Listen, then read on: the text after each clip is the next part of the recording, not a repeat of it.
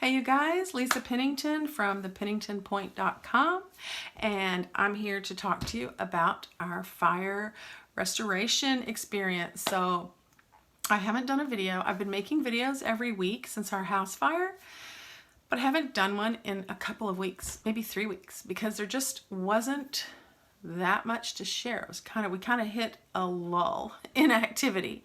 So exactly 3 months to the day of the house fire, so that's been 2 weeks ago, we got back into our house. So all the reconstruction was done, all the painting and cleaning was done. I think I did a video at that point. I was a little frustrated with the wrap up from our contractors and our people because they didn't really clean anything. Like, they finished and their job was good for the most part, but they left a mess. And then a cleaning company, the insurance people hired, came back in. They didn't do awesome.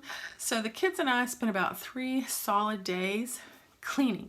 So I just want to let you know, like, there was little paint all over the floors and windows, and every light switch or receptacle had paint on it. I'm not sure why those things didn't get covered or taped or removed or whatever, but they didn't.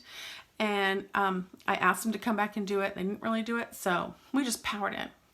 So once we did all that and we moved out of the little house we were renting and we came back in, then we were sleeping in our house, but we didn't have any furniture still. So it was just like we had moved our air mattress and things over to our house. And it was almost a worse situation because we also didn't have a refrigerator and like any pots and pans. The place we were renting at least had some pots and pans. So we were like, what do we do about that? So as of now, we still don't have all of our stuff back. We're supposed to get all of that sometime this week. So what we've been doing for the past 2 weeks is I've been going ahead, finally replacing the things that had to get replaced, like the beds all had to be replaced, and a lot of the bedding, most of the bedding, and the recliners are my bedroom, some furniture, all the boys' stuff from upstairs in their room, which almost made their room easier to put back together because I could just go get the stuff. So we did get some of our money from the insurance company. We got the cash value, but not the replacement value. So we're kind of having to still work through the list. So in other words, if I go buy a bed, they gave me the cash value. Let's say one of our beds is 5 years old and they decide the bed costs $500 to replace. Great, that's probably reasonable, but they're only going to give me like $200 for it unless I replace it. So I get the $200, I go spend the rest of the money to replace the bed, then I give them a receipt, and then they send me the rest of the money. So there's still a whole lot of that to do.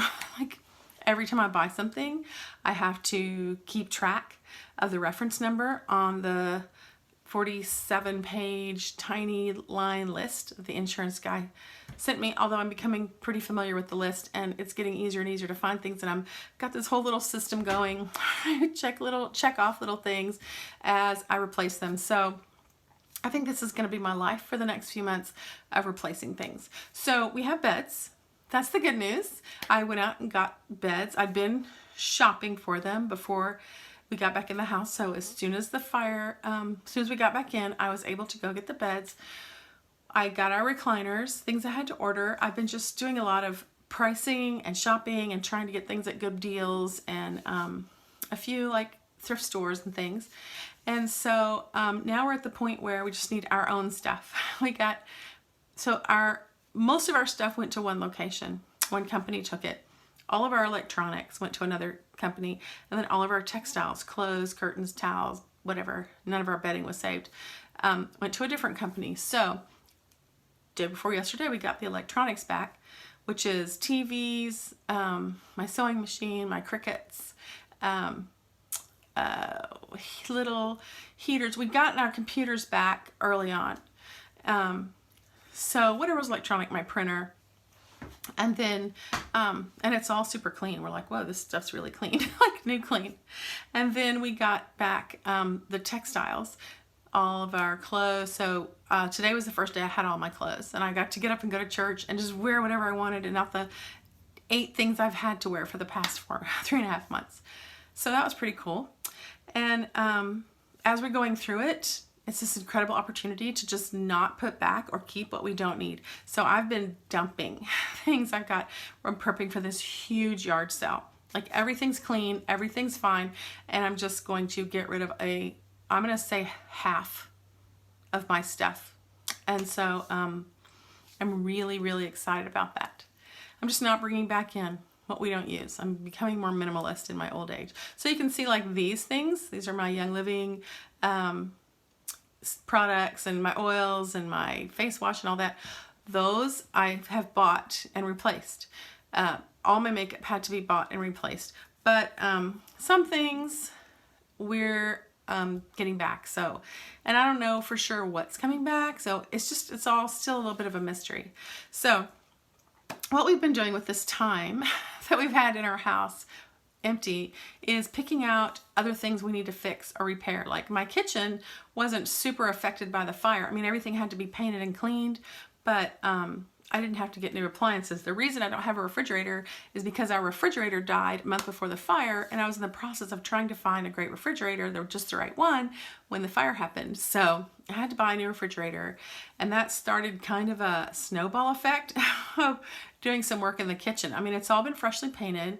The fridge is new, and because of the size change from the last time I bought a refrigerator, I had to move it or move the cabinets around it. And so we're taking the opportunity to fix and update some things on our house that really needed fixing and make our house work better for us. So we've torn out some cabinets in the kitchen. I've built some essential oil shelves that I desperately needed to get myself organized with that.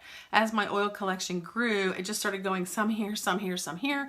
So I built some shelves. I've been doing a lot of caulking places, like this shelf here I built but never caulked. You can see like up here, I still haven't gotten up there to caulk. So there's a pocket door in my bathroom that I needed to fix, like lots of those kind of things I've been doing. Our front porch boards, some of them were rotten, so we're replacing boards. So we're just taking the opportunity while there's nothing in the house to fix all those things. So that's been pretty cool. I'm gonna do a big house tour when it's done. I don't know when that will be, but I'll be sharing on the blog all about how that goes. So what I really want to say, and my purpose of doing these videos, is not so much to update you about us, even though I'm glad to do that. I'm excited to do that, but also to help people who are going through something like this, any kind of a disaster. I would think house fire is what happened to us, but I would think if it was a flood or any other situation that hurt your house and put you out and you had to deal with insurance, I would hope it would help you, because I really could hardly find any information. So in our case, across the board, every one of the contractors that we've worked with has said this case has been difficult because there seems to be nobody in charge. It's been frustrating for us. We've never really figured out who is in charge and who's making the decisions, but somehow it's getting done. So we haven't had any problems with the insurance approving stuff, but we're not really asking for anything. I feel like we're being very reasonable about what damage was done and what needs to be repaired. So they've been reasonable so far, and that's been good. It's a lot of lists, it's a lot of details. So I'm not that girl. I don't really like details, but I'm doing it, right? It's almost like we just had a giant garage sale and just garage sale dollar stuff, and we didn't get much for it, but we get the opportunity then to bring back in new things that work better for our family. So like baby things and stuff, I'm not replacing that. And you know, so I'm only getting pennies on the dollar for it, but it's okay because I don't need it anymore. So that's what's going on. Hopefully next week I'll make a video for you telling you that we're back to, 90% operation.